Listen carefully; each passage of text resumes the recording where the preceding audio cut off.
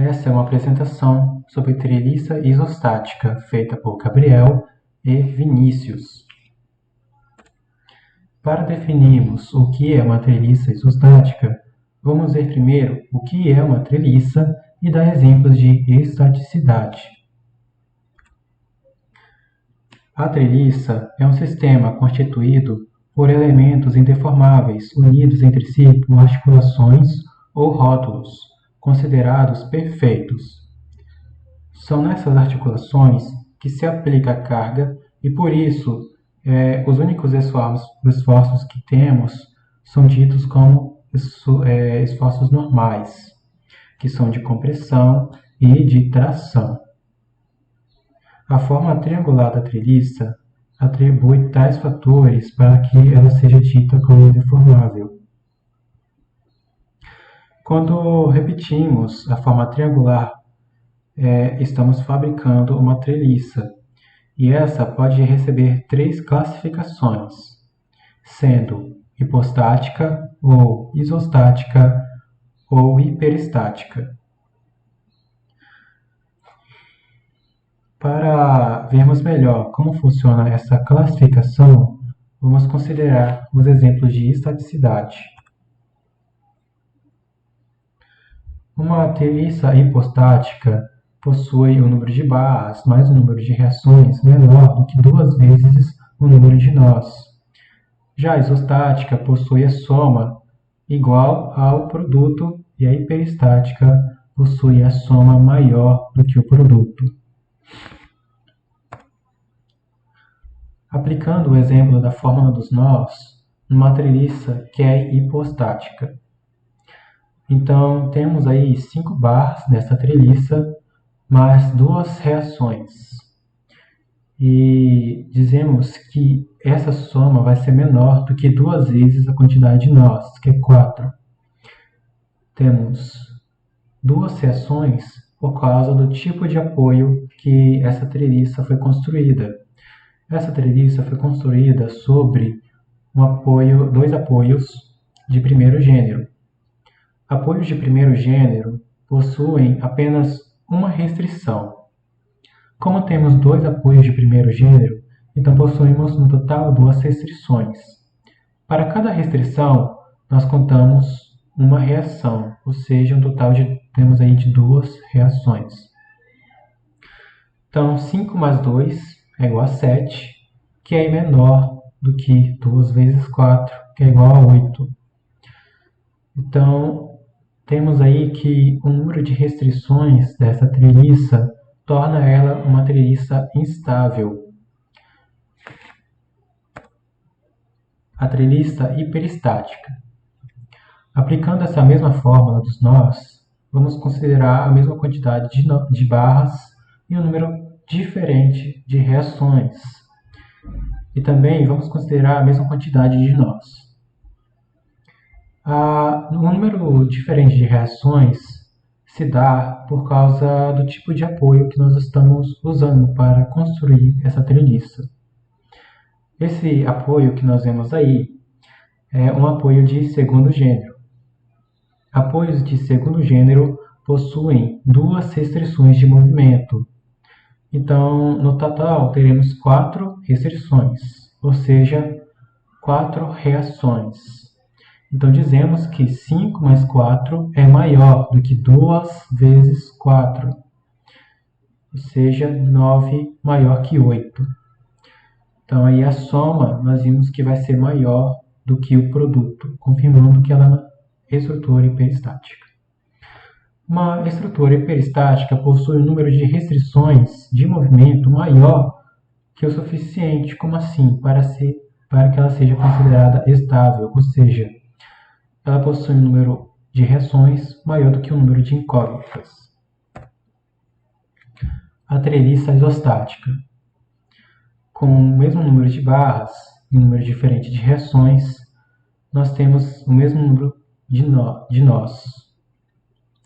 Então, o número de reações vai ser aí de acordo com os nossos apoios.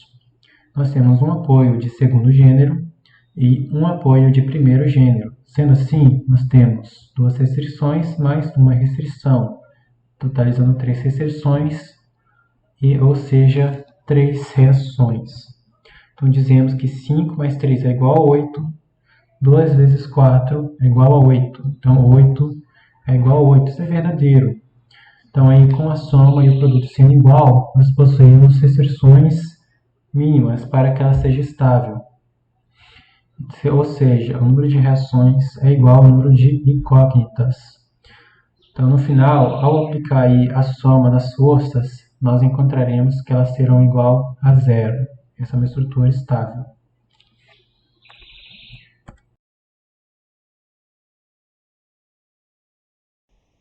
Além da treliça isostática simples, como estávamos vendo anteriormente, também temos a treliça isostática composta. Quando também aplicamos a fórmula dos nós nessa treliça, conseguimos chegar ao resultado de estaticidade. O número de reações é igual a 3, o número de barras 25 e o número de nós igual a 14. Sendo assim, obtemos que 28 é igual a 2 vezes 14, 28 igual a 28.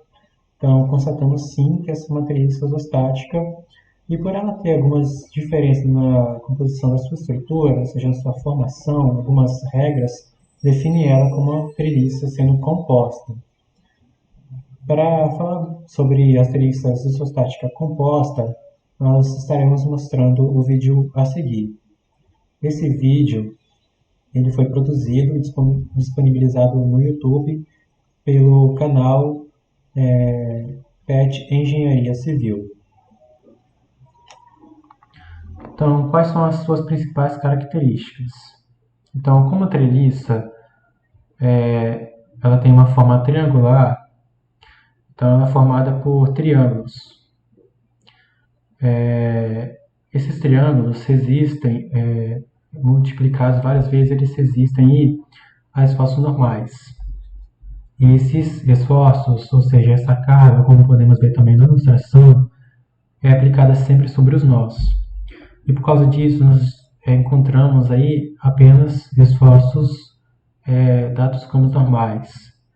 Essas forças são axiais, ou seja, acontecem na seção da barra. Essa força é de tração ou compressão.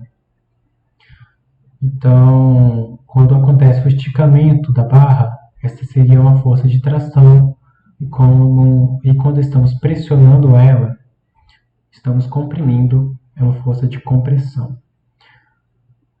Mesmo que se nós analisarmos essa estrutura de forma geral e constatamos que ela é, na verdade, um trapézio, mas internamente vemos que ela tem a fórmula triangular repetida várias vezes. Ou seja, ela é uma estrutura formada por vários triângulos, e triângulo, para resumir, é indeformável. Por mais que seja aplicada forças nas suas barras, na localização dos seus nós, ela não vai mudar o seu formato. O número de reações de uma treliça isostática é igual ao número de incógnitas.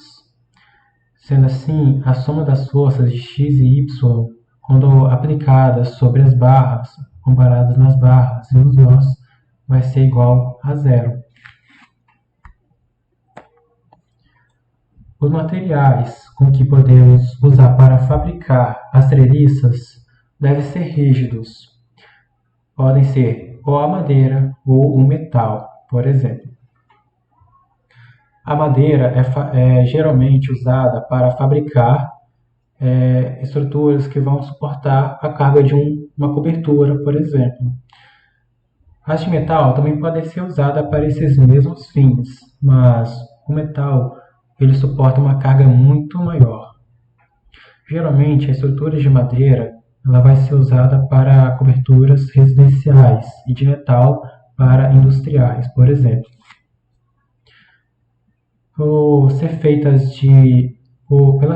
trilhas de madeira serem feitas de uma fonte natural, nem sempre encontramos uma viga ou, por exemplo, uma peça estrutural que vai ser inteiriça, muitas vezes, e que não vai se deformar com o tempo, ou seja, ganhar uma flexão natural.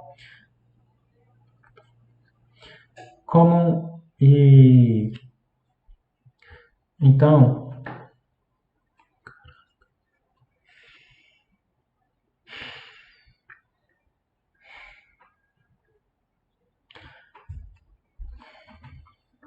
a treliça de madeira, é, ela geralmente vai ter apoios de 10 a cada 10 metros, caso ela tenha um tamanho maior, superior a este. Já a treliça de metal, ela é capaz de vencer vãos muito maiores. Os vãos que as treliças metálicas são capazes de vencer podem atingir até 100 metros e ter uma altura, né, vertical de 10 metros. Assim como vemos na ilustração, a treliça metálica ela suporta uma carga muito grande e também resiste melhor às vibrações.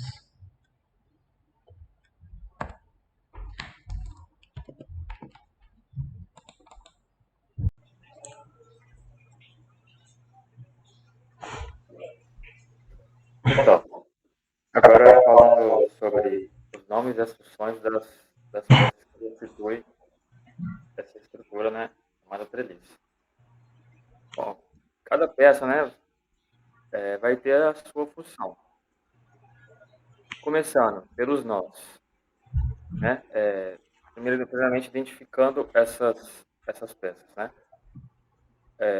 Os nós temos aí as barras longitudinais, né, que são as barras que vão ficar ao longo da estrutura, né, elas vão passar pelos nós, né, vai começar e terminar a estrutura, né, que também pode ser chamada de bandos, né, sejam eles superiores e inferiores, temos embaixo e em cima. As barras diagonais, né, que elas que vão formar os triângulos, né, dessa estrutura, vão formar os planos, né. Os apoios, né, que toda treliça vai ter, toda estrutura dessa precisa ter, seja ele de terceiro gênero, né, seja 2 apoios, um de primeiro, um de segundo. Os montantes, né, que são as barras verticais, de uma treliça, e as diagonais, né.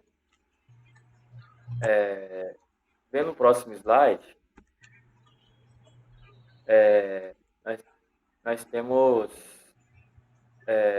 vamos agora colocar quais são as características, né, as funções de cada uma dessas componentes de uma treliça. Começando pelos nós. Os nós são os pontos de encontro e junção das barras da treliça, né. As treliças, eles vão estar localizados nas 2 extremidades, vamos dizer assim, das barras diagonais, né. As treliças vão se encontrar, vão se unir nos nós, que são os vértices da estrutura. As cargas atuantes sobre as estruturas geralmente são direcionadas aos nós, né. Por quê? Porque são esses nós, esses vértices que vão garantir, nós chamamos de rigidez da estrutura, né. Por isso que o triângulo, ele é uma estrutura rígida, né, vamos dizer assim, deformável. E a treliça, ela é constituída por triângulos, né, faz dela uma estrutura bastante rígida. E também, né, essas cargas são direcionadas para nós, porque os membros de uma treliça, os outros membros, as barras longitudinais, verticais, eles são membros esbeltos, né, não são muito resistentes, principalmente às cargas laterais. As cordas, ou os bandos, né, que são aquelas barras longitudinais, são divididas em superiores e inferiores, né, como eu falei, são conjuntos de barras que limitam superiormente e inferiormente a estrutura. São eles que vão começar e vão terminar a estrutura, vão estar na horizontal, né, em cima e embaixo, ao longo de toda a estrutura. O montante é a barra vertical da treliça, né? Geralmente, ele, geralmente não, ele vai, né, se ele é vertical, ele vai acabar formando um triângulo retângulo, vamos dizer assim, né? Você vai ter as barras, você vai ter a barra longitudinal embaixo, você vai ter a diagonal cortando, né, atravessando assim a estrutura, e se você tiver um montante ali, vai acabar formando um triângulo retângulo, né? E o que não deixa de ser um triângulo também. Os painéis são os trechos dos dois alinhamentos consecutivos de montantes. A diagonal, que abaixa com o eixo coincidente, né, com as extremidades coincidentes com a diagonal do painel. E em alguns casos, né, geralmente em coberturas, tesouras, que são as treliças de bandos não paralelos, né? Aqueles bandos que a gente viu nas imagens. Que limita a estrutura em cima e embaixo, são paralelos, né? Não coincidem. A tesoura não. A tesoura era destinada mais à estrutura de cobertura. A tesoura é uma treliça com bandos não paralelos, destinada geralmente a suportar uma cobertura. Prosseguindo, nós temos exemplos de utilização de treliças na construção civil, na engenharia civil. É um sistema muito comum mesmo, até mais do que a gente acha, né? É muito utilizado em pontes, viadutos, né? É algo já bem difundido, bem usado mesmo aqui, né? Civil. Aí nós vemos a utilização de treliças em pontes, né? E são usadas treliças planas, né? No próximo slide, nós vemos uma ponte um pouco maior, né? Estruturada em treliça. Nós vemos que, por ser uma estrutura rígida, né? Como eu falei, formada por triângulo, nós podemos colocar grandes vãos, né? Ao longo dessa estrutura, e ainda assim ela vai ser segura, né? Se dimensionada corretamente, se executada corretamente, né? Calculada corretamente. Esse grande vão aí, como a gente já viu antes, né? Até que o Gabriel mostrou. Prosseguindo então, com mais exemplos, nós temos aí a treliça de madeira, né? Em cobertura, né? Como eu falei, né? Nós podemos reparar ali que os balanços delas não são paralelos, né? Temos uma diagonal e um embaixo na horizontal ali, né? Como eu tinha falado antes, e treliças de metal, né? Tem cobertura também, os balanços não paralelos, tá vendo? Eles vão acabar se coincidindo. Nós temos um exemplo local, né? Da primeira ponte, localizada em Vitória, né, no Espírito Santo, e utiliza também esse sistema de treliças estáticas planas, né? Temos a estrutura, os triângulos, né? Seja em cima, seja do lado, né? Que vai formar essa ponte. E também temos aqui no terminal de Jardim América, né? Em Cariacica, as treliças na cobertura, né? De alumínio ali do terminal, né? E como eu falei, tá vendo? Não sei se dá para ver direito, né? Tá um pouco distante, mas os bandos delas, superiores e inferiores, não são paralelos. É um bom exemplo, né? Que a gente pode observar no dia a dia. Então, falando mais sobre como, vamos dizer assim, como calcular, né? As treliças, né? Como entender as treliças, como entender essa estrutura, as partes dela de uma maneira mais matemática, né? Existem dois métodos. O método dos nós, né? Ou o método de Cremona, geralmente é conhecido mais como o método dos nós, e os métodos das seções, ou o método de Ritter. Falando do primeiro, que são os métodos dos nós, esse método consiste em verificar o equilíbrio de cada nó ou vértice da treliça. Ele vai ver as forças atuantes, né, em cada vértice, em cada nó, para poder ver se essa estrutura está em equilíbrio e qual é a condição de equilíbrio dessa estrutura, nesse ponto. Então, o método, né, desse nó, passo a passo. Primeiramente, determinadas reações de apoio para a estrutura, né, toda treliça que nós vamos calcular, nós vamos dimensionar. Vamos ter que determinar as reações de apoio para essa estrutura. Em seguida, é identificado o tipo de solicitação em cada barra da treliça, né, podendo ser barra tracionada ou comprimida.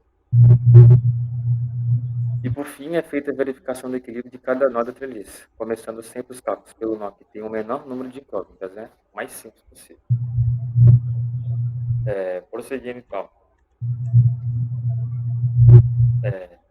Aí podemos ver um exemplo, né, de uma treliça, dois apoios, primeiro e segundo gênero. Primeiramente, né, calcula-se as reações de apoio. Então, as reações de apoio em VA e em VB, no apoio A e apoio B, são iguais. Isso porque a carga, chamamos aqui de P, está simetricamente aos apoios. Ou seja, se nós dividimos a estrutura no meio, ela vai ser igual, exatamente igual das duas partes, né?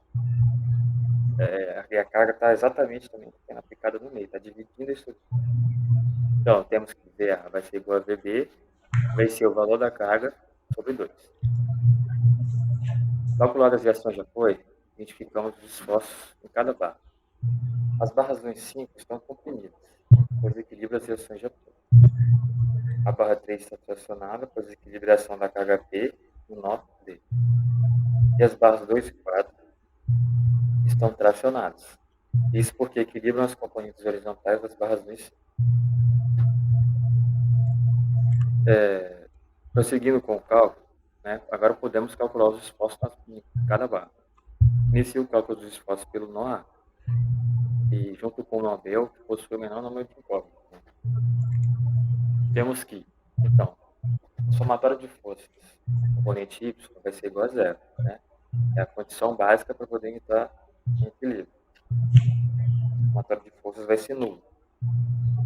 Temos que a força 1 vai ser igual ao valor da carga dividido por 2 vezes o seno de alfa. E vai ser igual a valor da carga sobre 2 vezes a cosecante de alfa. Né? Aí estamos calculando as duas componentes, a componente horizontal e vertical dessas forças. E o somatório de força em x, né, que é a componente horizontal, vai ser igual a zero também. Vamos ter aqui. F2 vai ser igual a F1 vezes cosseno de alfa, né, cosseno porque estamos calculando agora a componente horizontal, né, e na componente vertical nós usamos o seno, agora nós usamos o cosseno. Então, temos que F2 vai ser igual ao valor da carga vezes o cosseno de alfa, cosseno do ângulo, formado entre essas duas componentes, sobre 2 vezes o seno deste mesmo ângulo. Tudo isso vai ser igual ao valor da carga sobre 2 vezes a cotangente do ângulo alfa. Então, determinada a força na barra 2, o nó que se torna mais simples é o nó D. Né? Então, temos que o somatório de forças da componente vertical vai ser igual a zero. Já calculando a força 3. A força 3 vai ser o valor da carga, né? Só que em sentidos opostos. O somatório de forças na componente horizontal vai ser igual a zero também. E vamos ter que, como a estrutura é simétrica, né? Como eu tinha falado, vamos ter que a força 4 ela vai ser exatamente igual, vai ter o mesmo valor da força 2. Vai ter o valor da carga, nós estamos vendo ali, sobre 2, vezes a cotangente de alfa. E para determinar a força normal da barra 5, utiliza-se um nó B.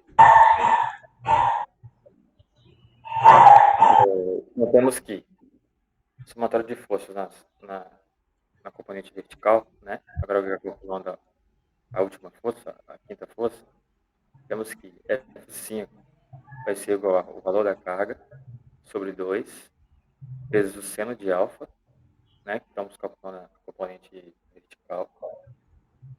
E tudo isso vai ser igual ao valor da carga vezes o cosseno, a cossecante de alfa. Então, as forças normais nas barras 4 e 5 podem ser determinadas através da simetria da estrutura e do carregamento aplicado.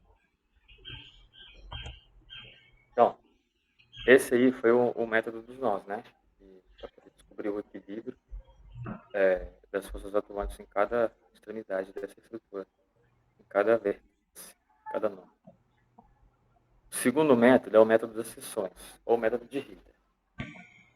Definindo esse método, ele tem por finalidade em determinar as cargas axiais atuantes nas barras da treliça plana. E nesse método, nós podemos considerar inicialmente todas as barras como sendo tracionadas, ou seja, elas puxam os nós, né? É como se está realmente indo no sentido oposto aos nós. As barras que apresentarem signo negativo nos cálculos estarão comprimidas, né? Então, o método para utilizar esse método, né? O passo a passo desse método, né? Da sessão, é cortar a treliça em duas partes, né? Por isso que chama bem sugestivo já o nome, né? Das sessões. Nós vamos seccionar ela mesma. Cortar ela em duas seções e selecionar uma dessa. Geralmente a gente seleciona o lado esquerdo para poder calcular. Então, vamos selecionar fazer uma seção dela, né? Logo em seguida, adotar uma das partes para verificar o equilíbrio, ignorando a outra, né? Momentaneamente. Depois, ao cortar a treliça, deve-se observar que o corte está intercepte de tal forma que se apresente no máximo 3 incógnitas. Para que possa haver substituição, através das equações aqui. É importante ressaltar que entrarão nos cálculos somente as barras da treliça que forem cortadas. As forças ativas e reativas da parte adotada para a verificação do equilíbrio. Então, primeiramente, nós dividimos essa treliça em duas seções, depois selecionamos uma e podemos calcular as forças atuantes sobre essa seção. E, por fim, repetir o procedimento até que todas as barras da treliça, todos os seus componentes estejam já calculados. Então, como exemplo de utilização, né, desse método, nós temos essa figura aí, com 7 barras no total, né, e uma altura a ser determinada. E essa altura, né, nós podemos determinar ela calculando a tangente de 53 graus, né. Nós vamos pegar e colocar uma linha dividindo esse triângulo entre 5 e 7 aí, vamos formar um triângulo retângulo. Aí calculando, né, pela podemos calcular pela tangente de 53 graus. Descobrimos que essa altura, a altura total da estrutura toda, é 1,33 metros aproximadamente. Então, primeiro passo, como no outro método, é calcular as reações de apoio. Esse exemplo não é um exemplo bem simples, essa estrutura também é simétrica. Então, temos que as forças em VA e VB são iguais.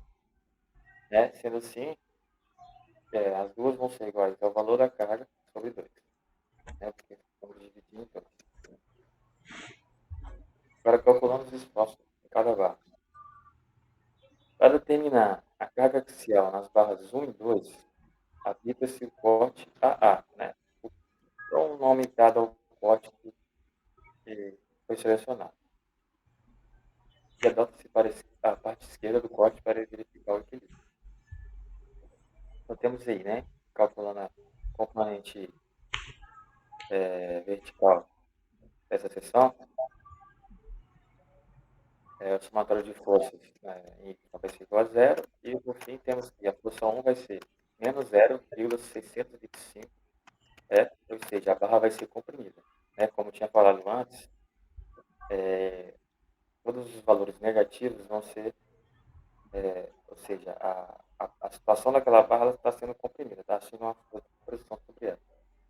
E a componente vertical, né, somatória de forças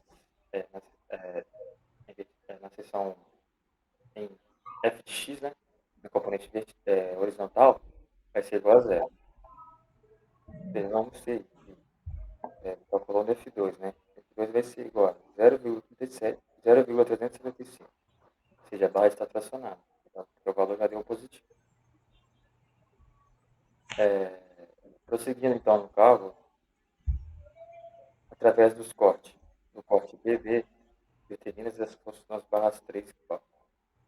Então, no tema aí, a somatória de momentos vai ser igual a zero, né? E calculando, ou seja, com essa somatória de momentos, nós podemos calcular a força F4, a força atuante, né, sobre a barra 4, que vai ser menos 0,75, ou seja, a barra está comprimida, valor negativo. A componente vertical, né, a força F3, somatória de forças na componente vertical, F3 vai ser igual a zero, e por fim temos que F3 vai ser igual a 0,625, ou seja, a barra está tracionada. E como a treliça é simétrica, né, como eu falei no começo desse exemplo, temos que algumas forças vão ser iguais. Por exemplo, F7 vai ser igual a F1, tendo um valor de menos 0,625. F6 vai ser igual a F2, tendo um valor de 0,375. E F5 vai ser igual a F3, tendo um valor de 0,625. Né? Então aí nós temos os valores individuais de cada barra calculada, sendo que alguns deles se repetem, porque a treliça ela é simétrica, né? Então, alguns valores vão ser iguais. E é isso aí. Temos agora um vídeo para poder mostrar um exemplo, né, da montagem de uma tesoura treliçada, né, que é uma estrutura utilizada para coberturas, né. Vamos ver nesse vídeo como é feita, né, a soldagem, a montagem das barras longitudinais, verticais. É um vídeo bastante interessante. Emenda de 8 peças de 6 metros. Iremos emendar esses nossos perfil U exatamente para poder fazer a parte de cima e a parte de baixo das nossas tesouras treliçadas. Aqui eu vou dar então os pontos, alinhar e fazer assim após isso os cordões de solda, soldando internamente e externamente. Lembrando que toda essa solda que está sendo feita não será removida com a esmerilhadeira, ela fica bruta tanto dentro quanto fora e deve ser feita uma solda de profundidade com amperagem. Eu estou soldando com amperagem em 110 amperes exatamente para dar uma penetração bacana. Enquanto o Lucas vai cortando as peças que vão na vertical, eu já vou fazer a marcação, que no nosso projeto é de 42 em 42 centímetros cada vão, das peças que vão na vertical. Então agora é a montagem das peças que vão na vertical, eu vou colocando, vou dando ponto em cada peça, e eu só dou ponto de um lado. Vocês podem ver que eu não dou ponto dos dois lados, eu dou ponto de um lado e venho dando os pontos. Coloco no esquadro e sempre no esquadro. Desse jeito, a peça não força para lado nenhum, então eu dou um ponto em cima e um ponto embaixo, colocando sempre o esquadro e deixando em 90 graus. Vou fazer isso em toda a extensão dessa treliça. Essa tesoura treliçada, nós vamos montar ela dando pontos e deixando no esquadro. E agora eu venho com o sargento prendendo para ficar ela totalmente paralela, tudo na mesma medida, como se fosse um gabarito. As peças já estão cortadas no tamanho, porém eu gosto de alinhar e deixar 100%. Agora vamos montar então as peças que vão na diagonal, é o nosso travamento. Nós cortamos ela o mais justa possível e eu venho dando ponto de uma a uma, fazendo aí um sentido no popular dito, sempre no zigue-zague, tá vendo? Vai e vem, uma subindo, uma descendo, uma subindo, uma descendo. Estamos fazendo então nesse sentido para se tornar uma treliça bem reforçada e resistente. Nós vamos dando acabamento. Esse acabamento não é que eu estou tirando a solda, estou apenas fazendo um desbaste para ficar liso e poder assim montar as outras peças que serão um espelho em cima dela. Agora então vamos montar uma em cima da outra. Agora nós vamos replicar, agora é só copiar montando elas. Tá vendo que eu coloquei uma peça de cada lado, eu prendi com um alicate de pressão, dá uma olhada, para ficar paralelo, a peça reta uma em cima da outra. Eu prendi do outro lado também, aproximadamente no meio, para que ela não venha abrir. E agora nós vamos montando as peças em cima. Vou primeiro colocar as peças em pé, que são as peças que vão na vertical, e depois as peças inclinadas. Assim sucessivamente, uma a uma, só dando ponto. Aí eu venho, pego, monto a terceira peça, depois a quarta. Então são 4 peças. 1, 2, 3, 4. Assim que nós vamos fazer. Então a primeira é como se fosse o gabarito para a formação das outras 4. Reparem agora que a solda não bate uma com a outra, para não ficar uma de frente com a outra. Reparem que está liso de um lado, do outro a solda. E assim nós vamos montando uma a uma. Essa segunda peça será um espelho da de baixo, então eu não preciso colocar novamente o esquadro. Eu apenas venho dando pontos e deixando ela paralela, fazendo uma cópia, replicando a peça de baixo. Isso facilita muito a minha vida. Sempre dando apenas ponto em cima e embaixo dos dois lados. Reparem que está tudo ponteado. Depois de dar pontos dentro e fora, sempre um de cada lado. Agora nós vamos começar a fazer a montagem da parte inclinada. Confere se está reto, sempre tem que estar uma vela. Sua peça tem que estar totalmente reta. Agora vamos então fazer a montagem das diagonais. Isso colocando de fora a fora, sempre. Ponto a ponto, novamente, ponto em cima, ponto embaixo de cada lado. E vamos apenas dar ponto, nada de cordão de solda. Agora com o disco gramatura 40 nós vamos apenas tirar praticamente a escória. Para ser mais rápido, vou só limpar para montar outra. Então, nesta apresentação, nós aprendemos como definir uma treliça isostática. Vimos também os materiais que podemos usar para fabricar as treliças. Também vimos algumas características, foram dados os nomes e também as funções dos componentes das treliças. Falamos também sobre alguns exemplos de utilização da treliça, tanto na engenharia civil local, como também na engenharia civil de outros locais, outros lugares. Também vimos exemplos dos esforços das barras das treliças isostáticas. Então, esse foi o trabalho de treliça isostática. Muito obrigado. Oh, meu Deus, esqueci. Então, agora,